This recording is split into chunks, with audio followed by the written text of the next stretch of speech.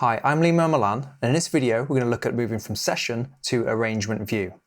Now, session view is this view here where we have our song ideas or short little sketch ideas laid out in rows. So rather than the other view, which is arrangement view like this, where everything runs in linear and every row is actually a sound source, a track, session view is slightly different. The tracks run down more like a mixing console would, like a mixing desk, and instead the combination of different ideas across some or all instrumentation is classed as per row, and we call those scenes within Ableton Live. So we're going to look at two core different ways of getting our information or our ideas from session view over to arrangement view. And one is a manual kind of moved version of how we do it. So we can drag things and move them around and get them into that other window for laying out in a traditional arrangement. The second way is a captured performance approach. So that's going to allow us to basically perform the song and capture it into the other window as well. So there's a few different ways we could do the manual approach. We can, if it's just a couple of ideas that we've got here, I've actually got a full song with all parts laid out and prepared here, but if it was just a couple of sketched ideas, what I could do is just drag the odd idea, and we can drag it to the icon here that represents arrangement view here, but in terms of sort of efficiency of movement, it's a long-winded way to do it. So the easiest way to do it is you grab the clip or clips, it could be a whole row, I'll hold shift this time and grab them all.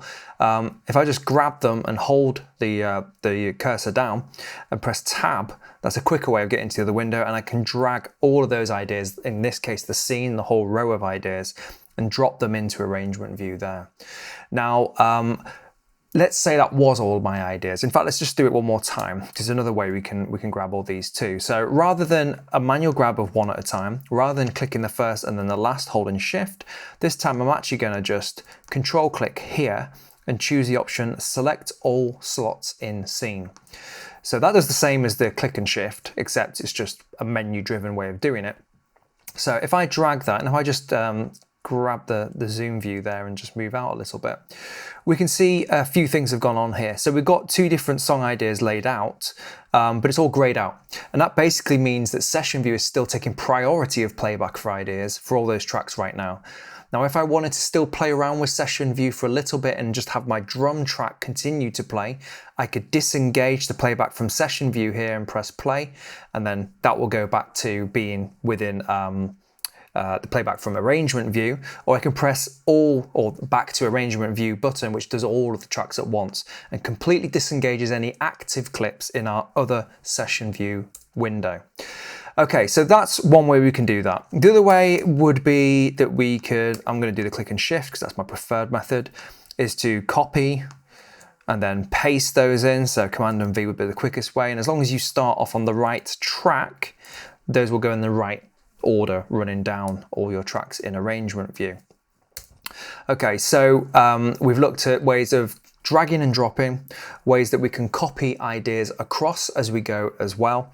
And then the final thing we want to look at is just, well, one thing to point out is if you have a second window, the drag and drop is a little bit easier to do. So if you have a second monitor and you want to have arrangement view on one of your screens and then session view on the other, you can enable second window and you can just literally drag those clips across to your other screen as you go.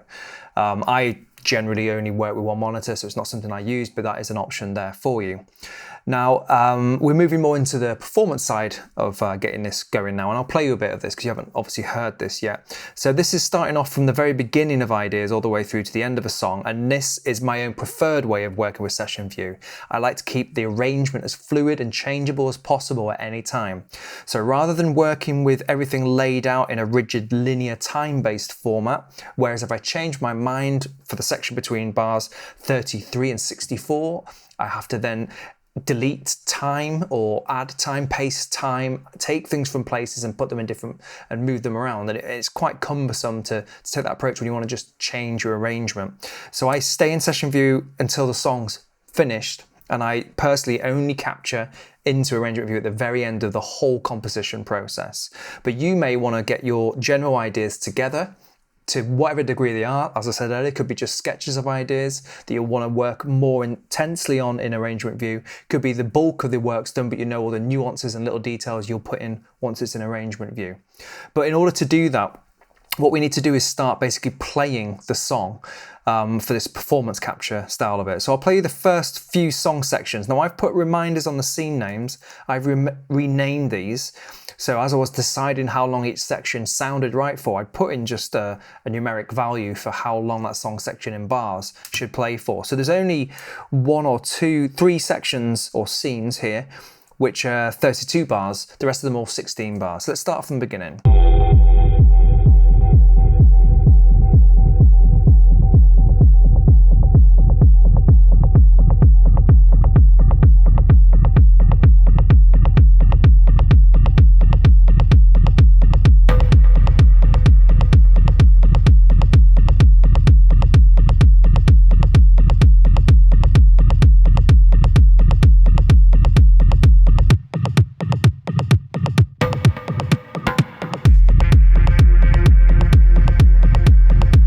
Now I'm going to play through a few of these other song sections, these other scenes a bit quicker so you can get a sense of what's to come.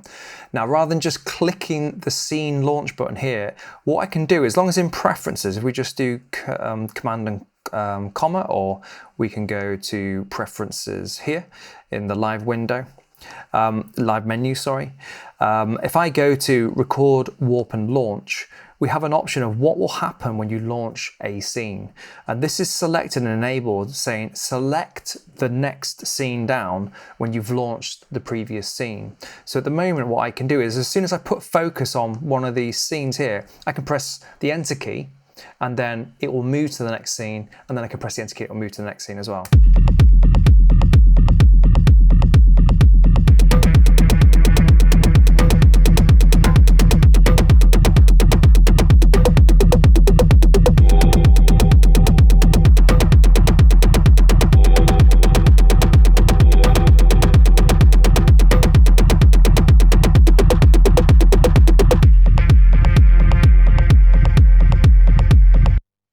Okay, now I've launched the last scene, let's jump to the top because technically that is the next scene. You could start off again at the beginning.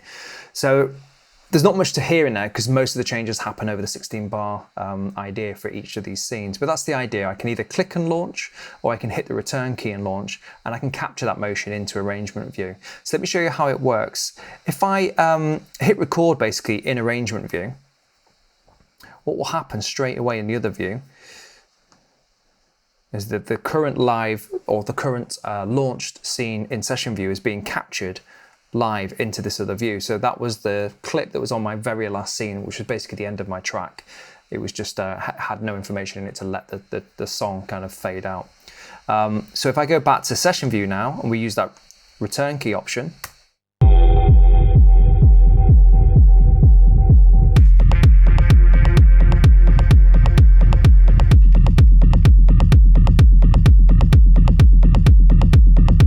you can see that all those options, all those changes to my scene launching have been recorded into arrangement view. And as we discussed earlier on, we can sort of enable the playback of these captured ideas straight away by pressing back to arrangement there. So one thing to mention on that front when we're talking about recording and capturing our ideas is that if you just hit the space bar or turn record off, it was immediate, the capture. It stops straight away, no rounding off to the nearest bar. When we're launching the clips at the moment, what we call our global quantization is currently set to 1 bar, meaning that the behavior of clip and scene launching is all going to wait for the next musical bar to start to take your action and put it into action. Take your sort of command and put it into action. So at 1 bar, I'm happy with these song launches, that's enough time for me to hit within the next 4 beats to launch the next idea. But we can change that here. But the end of a capture is a little bit different. So when I'm done capturing, if you look back at what I've recorded, let's just undo that here. When I press the space bar, you can see that it actually just did a non-musical ending to this as well. So unless I'm an absolute sort of master at pressing my space bar, or I want that unquantized or unperfected ending, I can hit stop and it will stop where it wants. But generally you want to have a nice rounded and finished ending to your song. So we have a few options. If we were just launching individual ideas and having a bit more of an interactive performance with our session view, we have a stop clips button at the bottom here, which will stop any clips that are playing to the quantization, the global quantization. So it'll wait to the next rounded bar to do that. If we want all of the clips playing at any time to stop, we have a stop all clips button, and that will stop everything. So let's just go through this process one more time to make sure that it's clear. So one thing to watch out for when you're recording in arrangement view is make sure loop is actually disabled. If it's not, you can be doing a performance for this song's actually 8 minutes. I could maybe be doing a performance for 8 minutes, but if I've left this loop brace there and left loop on, it will get to that loop and infinitely record over itself again and again as I think I'm performing in the other window. So that's something to watch out for. Always turn loop off as a good precaution when you're capturing like a performance of an idea from session view. Make sure that the song position is right back at bar 1 beat 1 if that's where you want it to start. You can change where it starts by just clicking in there and setting it to a different position, but if it's a clean slate in arrangement view, you want to start from bar 1 beat 1. And then there's 2 ways you can start from this point. So we have no active scenes playing right now. So if I hit record, capture is now happening, but no activity is happening in session view, so nothing is being captured. If I launch the first scene, which will launch based on the global quantization on the next bar,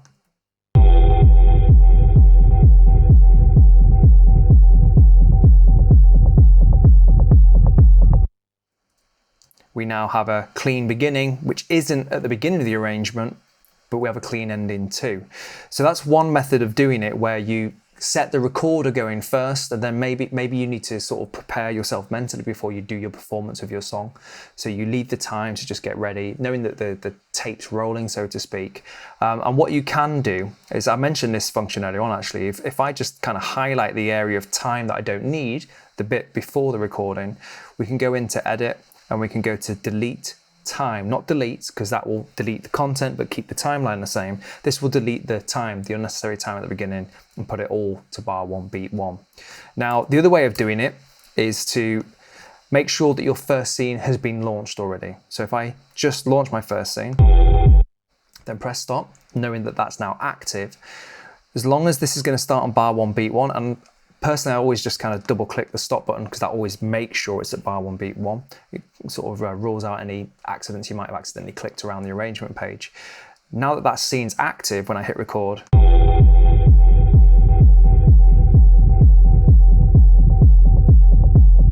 we have a clean beginning without having to do the delete time command as well.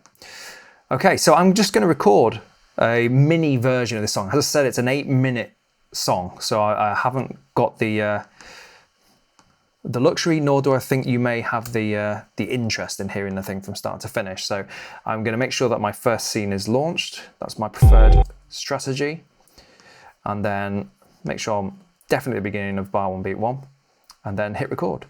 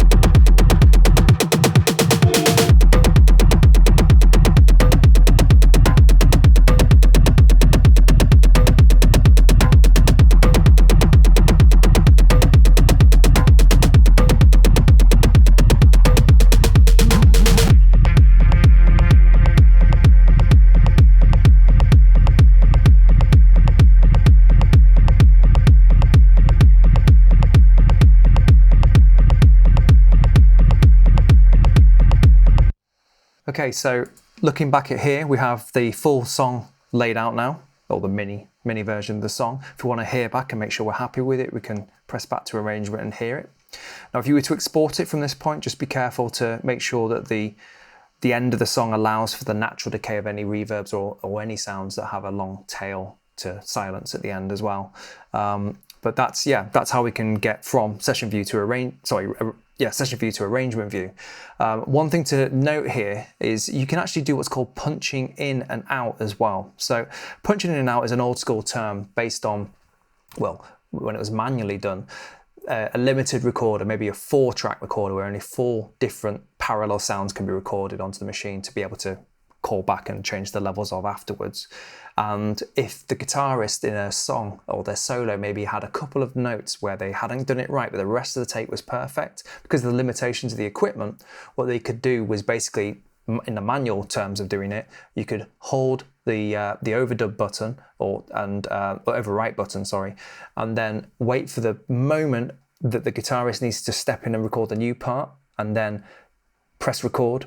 And then as soon as the guitarist at the end of the part that they have to replace, you'd press record again and disable recording, and you'd punch in and punch out for recording. Now that evolved over time where it became more programmable, so it was less kind of sort of hair-raising intensity in terms of making a mistake and overwriting part of the good take. But we can take that principle as well, and especially if you want to be in that live performance kind of vibe of what you're doing. Basically what you need to do is we have the punch in button here. And that will basically, if the cursor comes up to the beginning of the loop brace, it'll start recording at the beginning of the loop brace. And it'll continue. But if we tell it to punch out as well, at the end of the loop brace, it will stop recording. So what we can do here, if we just start that there, we can start recording now, but it won't actually record until it punches in and then it punches out again. And we can be in the other window ready to launch the different scenes that we wanted to do. We can, of course, manually drag these bits about and do it that way, but this is a nice performance-based way of doing it.